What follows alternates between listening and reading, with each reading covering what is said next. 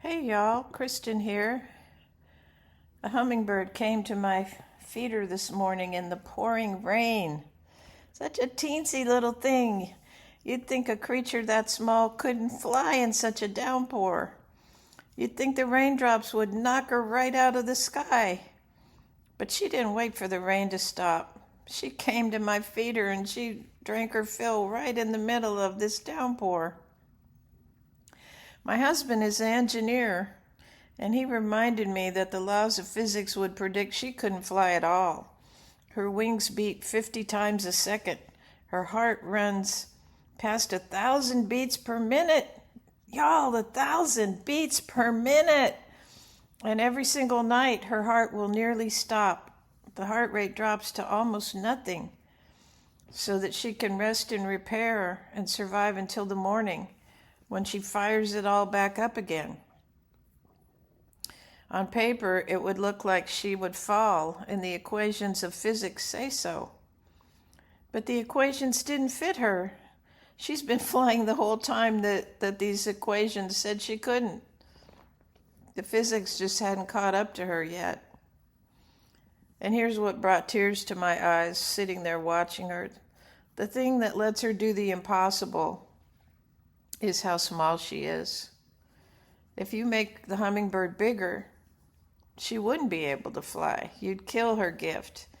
She can fly against prediction because she's so tiny. Her smallness isn't the limit that she overcomes, it's the condition that makes the miracle of flight possible for her. And you know, I've spent a lot of my life feeling like a small part, like a teensy part, like maybe I didn't matter that much. And maybe you have too. Maybe you've sometimes felt handed an equation that said that something you dreamed or wanted to do wouldn't be possible for you because of your body or your age or you're getting older or anything. Happens to young people too. And you were told that the laws say it's all downhill from here. But you're not a lesser version waiting to become whole. You're complete. You're a complete expression of the wholeness, and it could only come as you. The wholeness is whole because you're in it. Every piece is precious and belongs to the whole. Every small part is necessary for the whole to be whole. Even a fast heartbeat, even a part that will nearly burn out or come back every morning, still flying against the prediction of the pouring rain.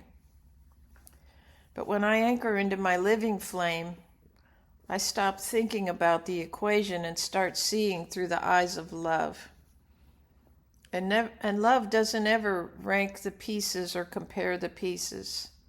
It pours over everything the same because every piece is part of the whole love.